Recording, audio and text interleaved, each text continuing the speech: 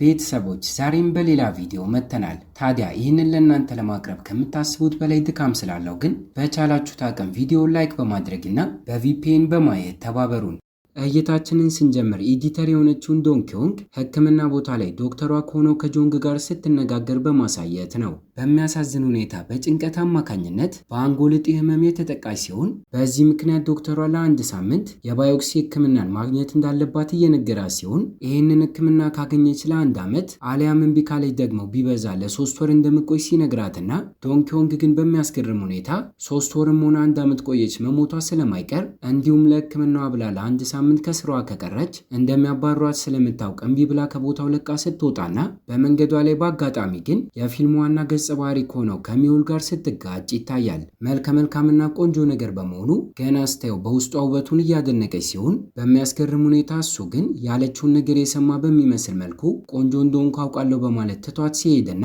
ከክስተቱ እኛም ብንሆን ሰው መስሎ በምድር ላይ የሚኖር የሞት መልአክ እንደሆነ ልንረዳም ችለናል። አሁን ላይ እንኳን ከ1 እስከ 3 በሚቆጥርበት ሰዓት ላይ የተጎዱ ሰዎች ወደ ሕክምና ቦታ መግባት ሲጀምሩና በቲቪው ላይ የተሰራጨ በነበረ ዜና ሳይቀር ወጣቶችን አንድ ሰው ከገደለ በኋላ ራሱን ለማጥፋት እንደሞከረ ሲዘገብና ይህንን ዜና የሚውል ከተመለከተ በኋላ ወደዚህ ነፍሰ ገዳይ ጋር ጉዞውን አድርጎ ምንም ያክል ነርሷ ዶክተር እንዳልሆነና እዚህ ምን እየሰራ እንደሆነ ስትጠይቀው ኃይሉን ተጠቅሞ ትዕዛዙን እንድትከተል ካደረገ በኋላ አሁን ላይ መሞቻ ጊዜው እንዳልደረሰ እንዲህ በቀላሉ ሊሞት እንደማይችልም ለነፍሰ ገዳዩ ከተናገረ በኋላ ኃይሉን ተጠቅመው ከጉዳቱ እንዲያገግም ሲያደርገውም ይታያል። በመቀጠልም እይታችን ከጥቂት ሰዓታቶች በኋላ እዚህ ሆስፒታል ውስጥ የፎቅ የላይኛው ፍሎር ላይ አለቃው ከሆነች ከአንዲት ሴት ጋር ሲገናኝና ስለ አንዳንድ ነገሮች ካወሩ በኋላ የልደት ክብረ በዓል ቀኑ ዛሬ እንደሆነ የነገራት ሲሆን ሴትዮዋም ሰው ባለመሆኑ ልደቱን ማክበር እንደማይጠበቅበት ነገር ግን የአንድ ሰውን ምኞት የማሳካት እድል እንደተሰጠው የነገረችው ሲሆን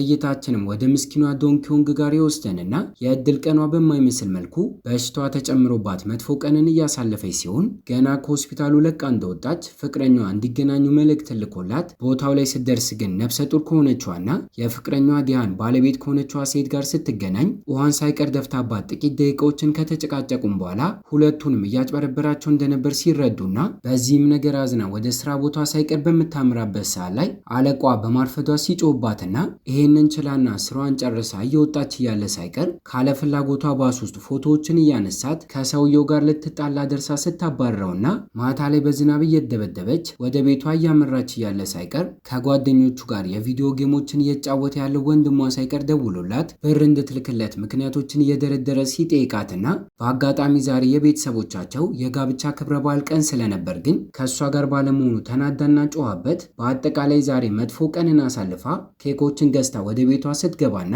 ጠረጴዛ ላይ ከፊት ለፊት ፎቶቸውን አስቀምጣ ልታከብርላቸው ስትሞክርና እኛም ብንሆን ከክስተቱ ገና የ10 ዓመት ታዳጊ ያለች ቤተሰቦቿ እንደሞቱና ከዚህ ክስተት በኋላ ዘመዶቿ ሳይቀር ሊያሳድጓት ፈቃደኛ እንዳልሆኑ ብዙ ነገሮች ተደራርበውባት በጭንቀት አማካኝነት በአንጎል እጢ ህመሟ ሳይቀር ልትጠቃ እንደቻለች ልንረዳም ችለናል። ታዲያ እነዚህን ክስተቶች እያስታወሰች ጭንብስ ብላና ጠጥታ ሰክራ በሰማዩ ላይ እያለፈ ያለውን ተወርዋሪ ኮከብ እያየች ሙሉ በሙሉ ይህ ዓለም በጠፋ በማለት እየተመኘች ሲሆን በሚያስገርም ሁኔታ ንግግሯ ግን የሞት መልአክ የሆነው የሚውል ጆሮ ጋር ሊደርስም ችሏል። ፊቱ ላይም ደስታ እየታየ እሱም ቢሆን ምድርና ሰዎችን የማጥፋት ፍላጎት ቢኖረውም ገና ሲፈጠር ግን ከሱ በላይ ሰዎች ስልጣን ተሰጥቷቸው ስለነበር አሁን ላይ የእሷን ምኞት አሳክቶ እግረ መንገዱን የራሱን እቅድ ለማሳካት ያሰበ ሲሆን ጥቂት ደቂቃዎችን እንኳን ሳያጠፋ ሰክራና ተኝታ ቢሆንም ከአንዳንድ ወደ ቤቷ ሲያመራና እኩለ ሌሊት ቢሆንም በሩን አንኳኩቶና ቀስቅሶ ግን ፈቃዷን እንኳን ሳይጠይቅ ዘቡ ብሎ ወደ ቤቷ ሲገባና ጠረጴዛ ላይ ያለውን ኬክ እየተመለከተ እኔም በሆን ዛሬ የልደት ክብረ በዓል ቀኔ ነው የአንቺ ምኞትና ፍላጎት ለማሳካት ወደዚህ መጥቻለሁ የምትፈልጊውን ነገር ደግመሽ ንገሪኝ በማለት ሲጠይቃትና እሷ ግን ዘው ብሎ ወደ ቤቷ በመግባቱ እንደ ሌባ ቆጥራው ስለነበር ፖሊስ ጋር ለመደወል ስትሞክርና ኃይሉን ተጠቅመው ግን ስልኳን ሲዘጋባት ሮጣ ለማምለጥ ብትሞክርም በሩንም በድጋሚ ሲዘጋባትና ግራ ተጋብታ ማንነቱን በምትጠይቀው ሰዓት እንኳን የምትሞትበትን ቀን ካላንደሩ ላይ አክብቦ እያሳያት በድጋሚ ምኞቷን ለማሳካት እንደመጣና የመሞቻ ቀኗ እየተቃረበ በመሆኑም ጥቂት ደቂቃዎችን እንደሚ እንደሚሰጣት አስባበት እንድትወስን በመናገር ትቷት ከቦታው ለቆ ሲወጣና በህመሙ አማካኝነት እየቃዠች እንደሆነ በማሰብ ግን ተመልሳ እሷም እንቅልፏን ስተኛ ሚውል ግን ባለበት ቦታ ሆኖ ኃይሉን በመጠቀም ህልሟ ውስጥ ሳይቀር በመግባት ከእሷ ጋር መነጋገሩን ሲቀጥልና አንዴ አየር ላይ የተሰራ ቤት ውስጥ እንድትሆን ሲያደርግ፣ አንዴ ደግሞ ባህር ዳርቻ ጋር ቆመው እንዲነጋገሩ ሲያደርግና መጥፎ ነገሮች በሙሉ የሚፈጠሩት በሱ በኩል በመሆኑ እንደ ፍላጎቷ ዓለምንም ሊያጠፋላት እንደሚችል ሲነግራት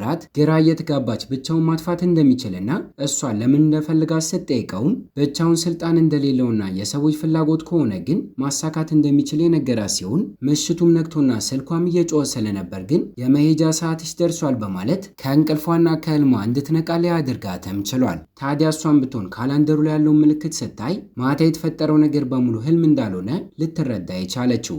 ከዚህም ክስተት በኋላ ወደ ስራ ቦታ ሳይቀር ስትሄድ ትኩረቷን ባሰጠውን መከታተሉን ግን የቀጠለ ሲሆን እንድታምነው ለማድረግ በህመሟ ሳትሰቃይ በቀላሉ ሊገላት እንኳን እንደሚችል ሲነግራት ባስ ውስጥ እያለች እንኳን ወደ ስራ ቦታ እየሄደች እያለ መቀመጫ ቦታ አታና ተጨናንቆ ስለነበር ባዶ እንዲሆን በምትመኝበት ሰዓት ላይ ኃይሉን ተጠቅሞ ማብራቱ ጠፍቶ ሲመለስ ባዶ እንዲሆን ሲያደርገውና እሷ ግን እየቃዠው ነው በማለት ማሰቧን ስቀጥል ከስተመር መስሎ ሳይቀር ወደ ስራ ቦታዋ ሲያመራና በቀላሉ የሰዎችን አይምሮ ሳይቀር ማንበብ እንደሚችል ከነገራት በኋላ ለምሳሌ በማለት እሷ አለቋን እንደማትወድ ሳይቀር ሲነግራትና የበለጠ ግራ ያጋባት ከዚህ ቦታ ለቆ እንዲሄድ ስትነግረውም ይታያል።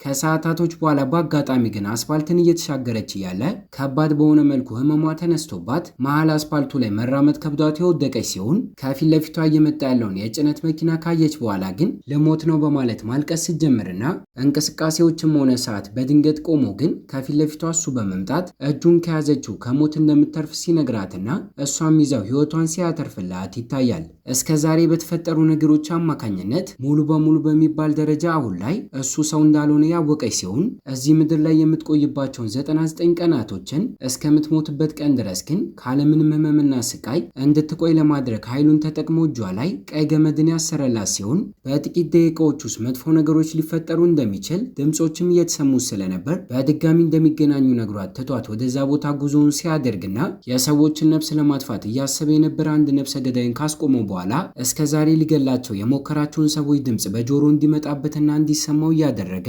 ሰውየውን ባይገለውም ነገር ግን በዚህ ሊቀጣው እየሞከረም ይገኛል።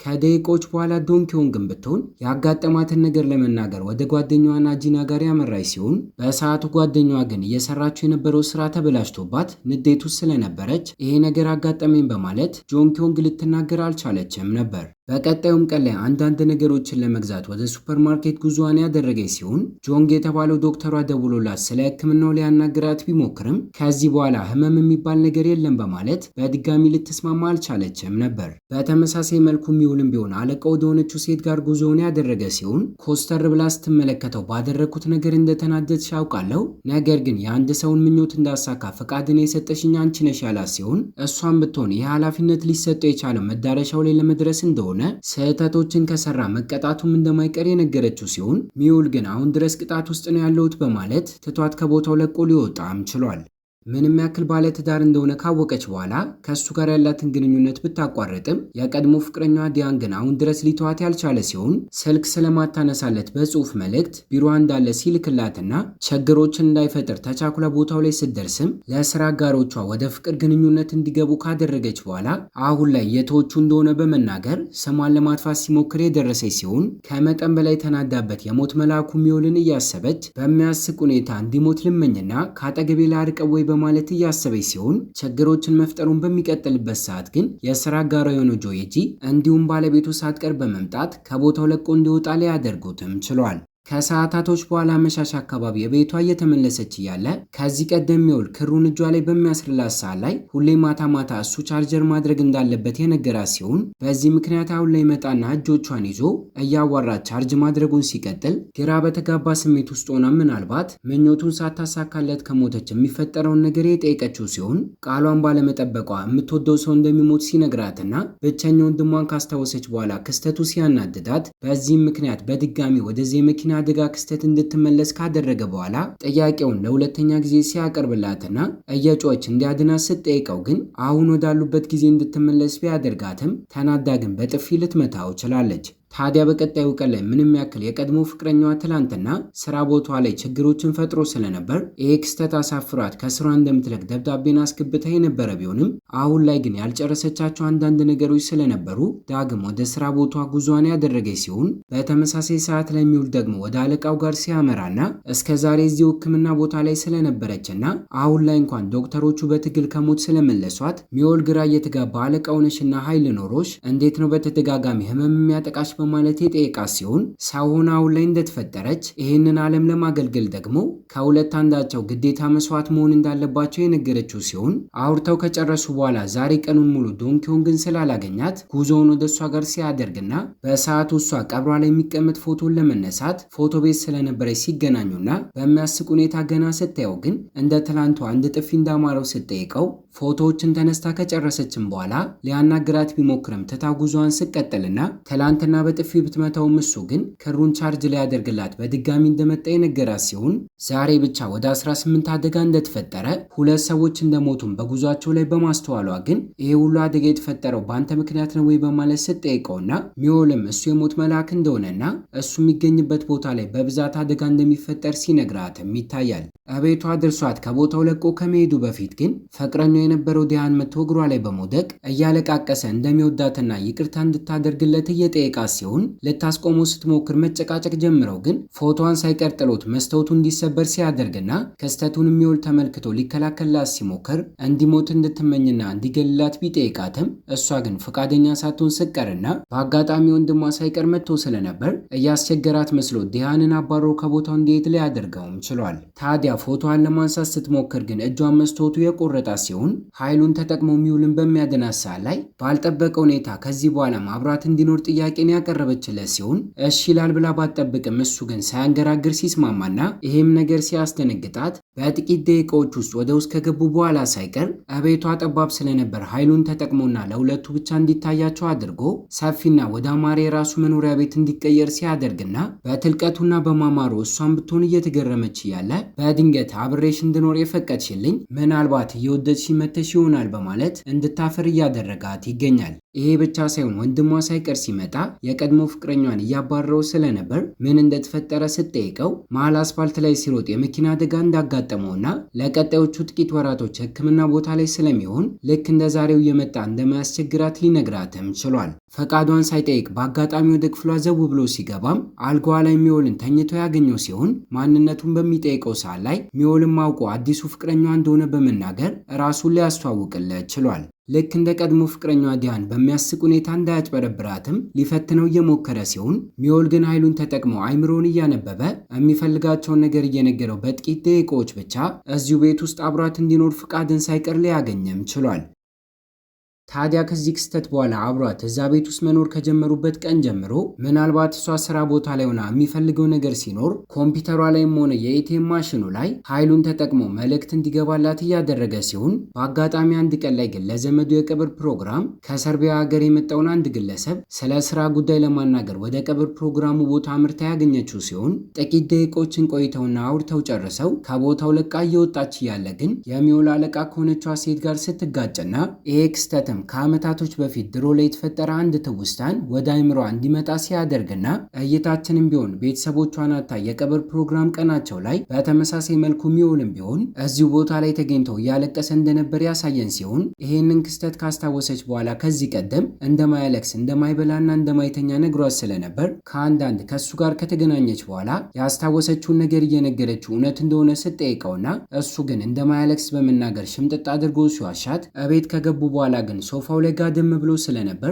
አልተኛም ብለከኝ ነበር በማለት ስታስታውሰውና በጥቂት ወራቶች ውስጥ መሞቷ ስለማይቀር ስራ የምትሰራበትን ምክንያት በሚጠይቃት ሰዓትም እስከምትሞት ድረስ ወጪዎቿን ራሷ መሸፈን እንደምትፈልግ የነገረችው ሲሆን የመጨረሻ ምኞቷን እንድትመኝና እሱ ገንዘብን ሰጥቷት ተንደላቃ እንድትኖር ቢጠይቃትም ልትስማማ ግን አልቻለችም ነበር። ይልቁንስ እሱ ሶፋው ላይ ጋደም እንዳለ እጆቹን ይዛው ክሩን ቻርጅ እያደረገች እያለ እየወደድከኝ ሳትመጣ አልቀረክም በማለት ግራ የተጋባ ስሜት እንዲሰማው እያደረገች ይገኛል። ስለ ለቅሶ ቦታውና ስላስታወሰችው ነገር ደጋግማ በምትጠይቀው ሰዓት ግን ልክ እንደ እናቱ የሚያያት ሴት በመሞቷ እንደሆነ ሊነግራት ችሏል። በቀጣዩ ቀን ጠዋት ላይ ወደ መኪናው ሲገባ ግን አለቃው መታ እኔ በሞትም ታለቅሳለሁ በማለት የጠየቀችው ሲሆን በተለይ ከጆን ኪዮንግ ጋር እየተቀራረበ እንደሆነ ካስታወሰችው በኋላ እየሳቀችበት ከመኪናው ልትወርድም ችላለች። የዶን ኪዮንግን ትውስታ እንዲመለስ ያደረገችው እሷ እንደሆነች ካወቀ በኋላ ግን ምክንያቷን እየጠየቃት ስለ ጉዳዩ ከእሷ ጋር ያወራ ሲሆን እቤት ከተመለሰ በኋላ ለኪዮንግ ሳይቀር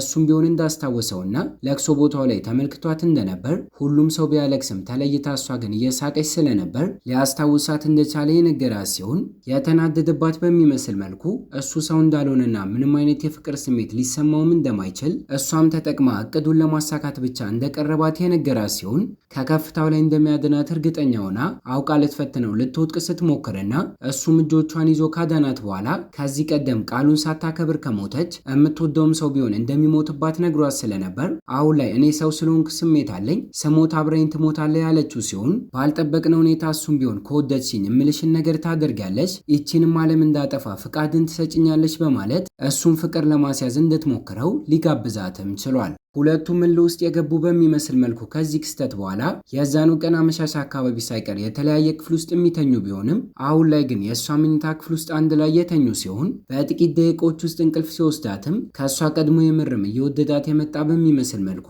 ጸጉሮቿን ሊነካ ሲሞክርና ከዚህ ቀደም ግን እየተቀራረቡ እንደሆነ አለቃው የነገረችውን ነገር አስታውሶ ራሱን በመቆጣጠር ሲያቆምም ይታያል። በተመሳሳይ መልኩ እሷን ብትሆን በቀጣዩ ቀን ላይ እንዴት ፍቅር ሊይዛት እንደሚችል ከኢንተርኔት ላይ ማጣራት ስትጀምር እንዲገናኙ ጓደኛዋን ሳይቀር ከቀጠረቻት በኋላ ሰሞን እንኳን በቅጡ ከማታውቀው ሰው ፍቅር እንዲይዛት እንደምትፈልግና መከተልና ማድረግ ያሉባትን ነገሮች ልትጠይቃት ስትሞክር ጓደኛዋን ብትሆን ስለዚህ ሰው የበለጠ ለማወቅ እየጓጓች ማታ ማታ እንቅልፏን ከመተኛቷ በፊት ፎቶውን እንድታይ በህልሟ ከመጣባትም ነገሮች እየቀለሉላት እንደሚመጡና አሊያም ደግሞ እሷ ሊ ከተባለ ግለሰብ ጋር ሃይስኩል ተማሪ ያለች የነበራትን የፍቅር ታሪክ አስታውሳት እሱን እንድትከተል እየመከረቻት ይገኛል። ይሄ ብቻ ሳይሆን የስራ አጋሯ ከሆነ ከጆዬጂ ጋር ሳይቀር ግልጽ ባልሆነ መንገድ እሱንም ሳይቀር ካማከረችው በኋላ ማታ አካባቢ የቤቷ ተመልሳ ቲቪን እያየች እያለ እሱ ሶፋው ላይ ተቀምጦና እያያት ስለምን እያሰበች እንደሆነ እየጠየቃት ሲሆን ልታናድደው አውቃ እንዴት ከአንድ ሰው ፍቅር ሊይዛት እንደሚችል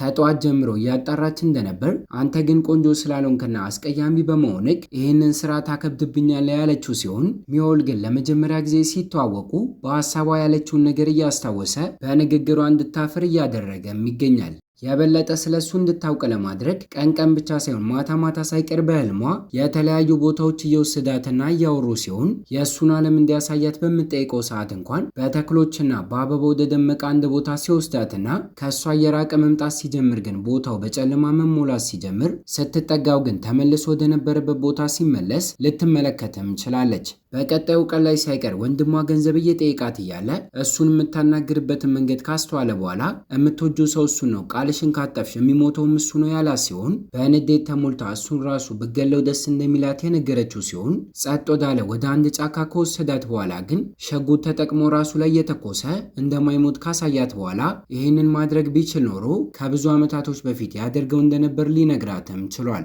ምንም ያክል እንደምጠላውና እሱ ልትወደው እንደማችል ልታስመስል ብትሞክርም በአጋጣሚ አንድ ቀን ላይ ግን ከዚህ ቀደም ህይወቱን አትርፎለት ለጥፋቱ እንዲቀጣና እንዲታሰር ተደርጎ የነበረው ነፍሰ ገዳይ እድሜ ልክ እስራት ተፈርዶበት ስለነበር በድጋሚ ራሱን ለማጥፋት የሞከረ ሲሆን ሳይሳካለት ቀርቶ ግን ሆስፒታል እየወሰዱት እያለ በአጋጣሚ እነሚውልም ወንድሟ አደጋ አጋጥሞት ሁለቱም እዛው ስለነበሩ ነፍሰ ገዳዩ ከአንዳንድ ሲያየው ከዚህ ቀደም ያደረገውን ነገር አስታውሶ ስለት ተጠቅሞ ሊያጠቃው ወደሱ ጋር መሮጥ ሲጀምርና ኪዮንግ እየወደደችው የመጣች በሚመስል መልኩ ከፊት ለፊቱ ገብታ ልትከላከልለት ስትሞክር ሚውል ግን ኃይሉን ተጠቅሞ ነፍሰ ገዳዩን በያዘው ስለት ራሱን እንዲያጠፋ ሲያደርገውና አደጋ አጋጥሞት የገባው ወንድሟ ሳይቀር በዶክተሯ ጆንግ አማካኝነት የአንጎል እጢ እንዳለባት በማወቁ እንደሚያጣት አስበው እስከዛሬ ላደረገው ነገር የጥፋተኝነት ስሜት ሲሰማውና ፍቅረኛዋ ነው በማለት የሚያስበውን ሚውልን ሳይቀር እንዲንከባከባት ሲነግረውም ይታያል።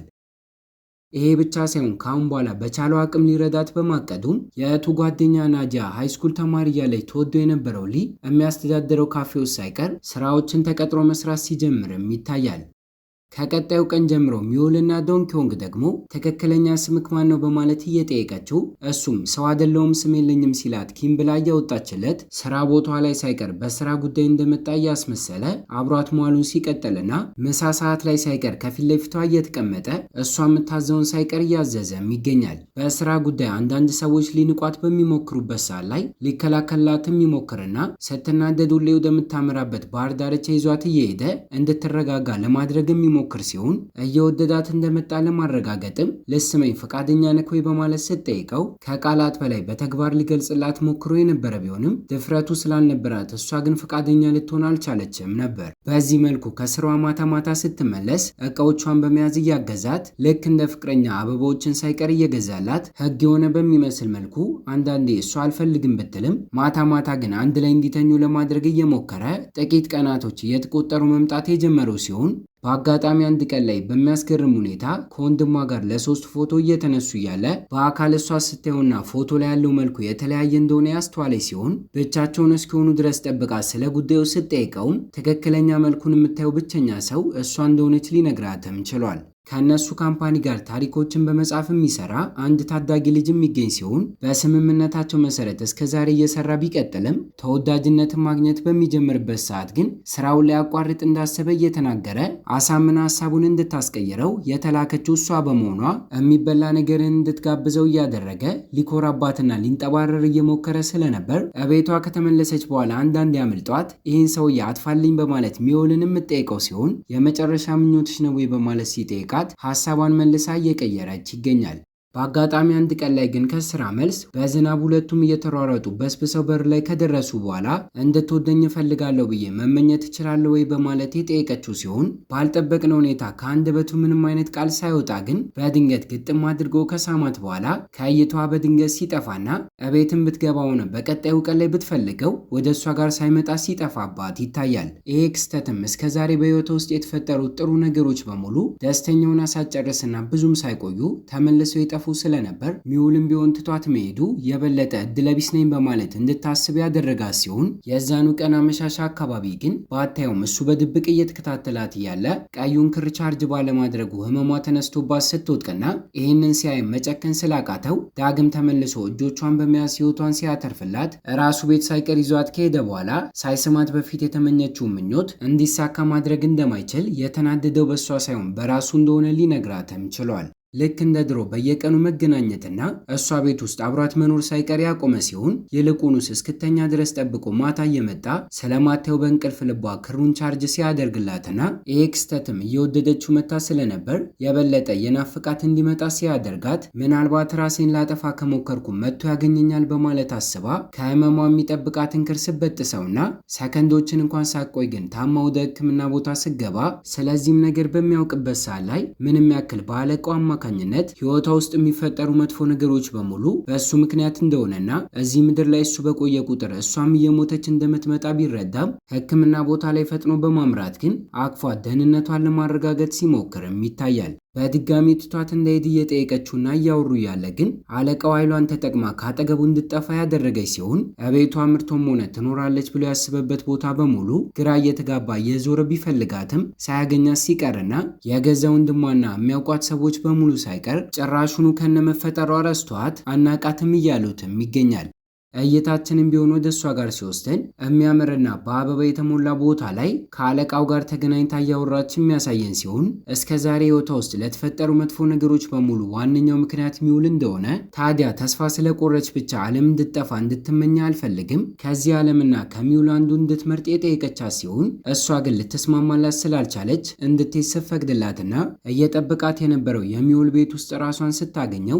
ደስተኛ ሆኖ ካቀፋት በኋላ በቀጣዩ ቀን ላይ ከአለቃው ጋር ሲገናኝና የምርም እንደምትወደው እንዳረጋገጠችለት እሷም ስትነግረው ይታያል። ከዚህም ክስተት በኋላ ከሚወዳት ሴት ጋር አንድ ላይ ጊዜያቶችን ማሳለፍ የጀመረ ሲሆን ምናልባት በወራቶች ውስጥ ከሞተች ልታያቸው ማችላቸውን ነገሮች ኃይሉን ተጠቅሞ እያመጣ እንድትመለከት ሲያደርግና ከዓመታቶች በፊት የሞቱት ቤተሰቦቿ እንደናፈቋት ስትነግረውም ከአጠገቧ እንዳሉ እስኪሰማት ድረስ አምጥቶ እንድትመለከታቸው ሲያደርግና በአጠቃላይ ሁለቱም እርስ በርስ እንደሚዋደዱ ፍቅራቸውን ተገላልጸው ደስተኛ ጊዜን ሲያሳልፉም ይታያል። ስለ ህመሙ ያወቀችው አክስቷ ግን በአጋጣሚ አንድ ቀን ላይ ልጠይቃት የመጣች ሲሆን በወንድሟ አማካኝነት ሁለቱ ፍቅረኛሞች እንደሆኑ ብታውቅም ጥቂት ቀናቶችን እሷ ቤት ውስጥ አብራት ስለምቆይ ግን እሱን ከቤቱ እንዲወጣ ሲያደርጉትና ዶክተር እንዲመስል አውቃ ካስማማችሁ በኋላ አክስቷ እንዳትጨነቅ የጤና ሁኔታ አሪፍ ላይ እንደሚገኝ እንዲነገራት ስታደርግና እቃዎችን ለመግዛት ወደ ገበያ ካመራች በኋላ ለአክስቷ ቅንጥ የሆነ ቦርሳ፣ ጸሐፊ ለሆነችው ጓደኛዋ ናዲያ ደግሞ ብዕርን እንዲሁም የሚያምር ጫማ ለወንድሟ ሳይቀር የገዛች ሲሆን ለምትወደው ሚውል ደግሞ በብዛት እየተገናኙ ስላልሆነ ስልክን ገዝታና እንደ ስጦታ ሰጥታው በየቀኑ እየደዋወሉ እያወሩም ይገኛል። በሚያሳዝን ሁኔታ አለቃው ደግሞ አሁን ላይ ያለችበት ሰውነት የበሽተኛ በመሆኑ ቀን በቀን የጤና ሁኔታ እየተቃወሰና ወደ ሞት እየሄደችም ይገኛል። እዚህ ምድር ላይ ለመቆየት ከቀሯት 99 ቀናቶች ውስጥ ዶንኪዮንግ አሁን ላይ 50 ብቻ የቀረ ሲሆን የምትፈልገውን ነገር አሳክታ የምትወደው ሰው ሊወዳት በመቻሉ ሞትንና ከሱ መነጠልን ደግሞ እየፈራች መምጣትም ጀምራለች። በተቃራኒው ሚውል ግን እሷን ደስተኛ ለማድረግ ብቻ ብሎ ከዚህ ቀደም የማያደርጋቸውን ነገሮች ልክ እንደ ሰው መተኛትም ሆነ መብላት አሁን ላይ እየጀመረም ይገኛል። ከመሞቷ በፊት ደስተኛውና ማድረግ የምትፈልጋቸውን ነገሮች ከመዘገበች በኋላ ሁለቱም አንድ ላይ ወደ ቤተሰቦቿ የመቃብር ቦታ እያመሩ እየጎበኙና ማድረግ ያለባቸውን ነገር በሙሉ አንድ ላይ እያሳለፉ ሲሆን ማታ ማታ ቤት ስትመለስ ከጻፈችበት ወረቀት ላይ ያደረገችውን ነገር እየሰረዘችም ይገኛል። በድጋሚ ስለ ደህንነቷ ለማረጋገጥ ያሰበችው አክስቷ ግን ሕክምና ቦታ ስትሄድ እስካሁን ዋሽቷት እንደነበር ሚውል ዶክተር እንዳልሆነና እሷን ብትወልድ ሞት ጥቂት ጊዜ እንደቀራት ያወቀች ሲሆን ይሄ ነገርም ራሷን እንድትታመም ሲያደርጋትና ኪዮንግም ልጠይቃት ወደ ሆስፒታሉ ስታመራ አለቃው ከሆነቿና እዛ ሆስፒታል ውስጥ ከምትገኘዋ ሴት ጋር ሳይቀር ስትገናኝ እንድትረዳት ስትጠይቃትም ብቸኛ ያላት አማራጭም ከሱ ጋር ከመታወቋ በፊት ወደ ነበረው ጊዜ እንድትመለስና ትውስቷ ሙሉ በሙሉ እንዲጠፋ እንደሆነ ስትነግራት በተለይ ያየቻትና እየነሰራት ስለነበር ብዙ ጊዜ እንዳልቀራት አስተውላ ስትስማማና እይታችንም ቢሆን ከቀናቶች በኋላ ወደፊት ወስዶን በቪዲዮ መጀመሪያ ላይ እንዳየነው ከዶክተሯ ጆንግ ጋር ስትነጋገር ሕክምናውን ካገኘች በኋላ የመዳን እድሏ ከፍተኛ እንደሆነ በመናገር እንድትደሰት ሲያደርጋትና ከቦታው ለቃ እየወጣች እያለ ግን በድጋሚ ከሚውል ጋር ተጋጅታ እሱም ቢሆን ትውስታው ጠፍቶበት ስለነበር ሁለቱም ሳይተዋወቁ ሲቀሩና የተለየ ስሜት ተሰምቷቸው ግን ለሰከንዶች ተፋጠው ሲቀሩ ይታያል። መልከ መልካምነቱን እያደነቀች ስለነበር ግን ቆንጆ እንደሆንኩ አውቃለሁ በማለት ትቷት ሊሄድም ችሏል። ትውስቷ ቢጠፋም አሁን ድረስ እሷን እያጠራጠራት ያለው ነገር ግን እጇ ላይ ያለውን ቀዩን ከርኬት እንዳመጣችው ሲሆን ከቀናቶች በኋላ ሕክምናውን ለማግኘት ለመዘጋጀት በማለት ወደ ሆስፒታል ስትገባና ልጠይቃት ጓደኛዋ መታ ስለነበርም ጨርሰው እየወጣች እያለ ሸኝታት ከፓርኪንግ ቦታው እየተመለሰች እያለ በአጋጣሚ ሚውልን አንድ ነፍሰ ገዳይን እያባረረ እዚህ ቦታ ላይ ኃይሉን ተጠቅሞ ሙሉ መኪናውን እንዲበራ ሲያደርግ ተመልክተው ከዚህ ቀደም ተገናኝተን ነበር፣ እንዲሁም እንዴት እንደዚህ ልታደርግ ቻልክ በማለት የጠየቀችው ሲሆን እሱ ግን እስከዛሬ ሰዎች ካዩት በኋላ በድጋሚ ሲመለከቱት መልኩ ይቀያየር ስለነበር እንዴት እሷ ተመሳሳይ ሆኖ ሊታያት እንደቻለ ግራ የገባው ሲሆን የምትሞትበትን ቀን ያውቅ ስለነበር ግን በቅርቡ ስለምትሞቺ ትኩረትሽን ራስሽ ላይ አድርጊ በማለት ትቷት ከቦታው ለቆ ሲወጣም ይታያል። ለቀጣዮቹ ጥቂት ቀናቶች ግን በተደጋጋሚ ሕክምና ቦታው ላይ መገናኘታቸውን የቀጠሉ ሲሆን ልክ እንደ መጀመሪያ ጊዜው ኮስተር ሲልባትና እሷም አንዳንዴ ሲያጨስ እያየችው ሆስፒታል ውስጥ ማጨስ ክልክል ነው በማለት ልትቃወሙ ስትሞክር በተደጋጋሚ እንደምትሞት እያስታወሰ ነገር ሲፈልጋት ግን ይህንን ዓለም ማጥፋት እፈልጋለሁ እያለች ሲሆን ይህንን ሲሰማ ግን ጸባዩ በአንድ ጊዜ ተቀይሮ ምኞትሽን ላሳካልሽ እችላለሁ በማለት ሊቀርባት መሞከርም ጀምሯል።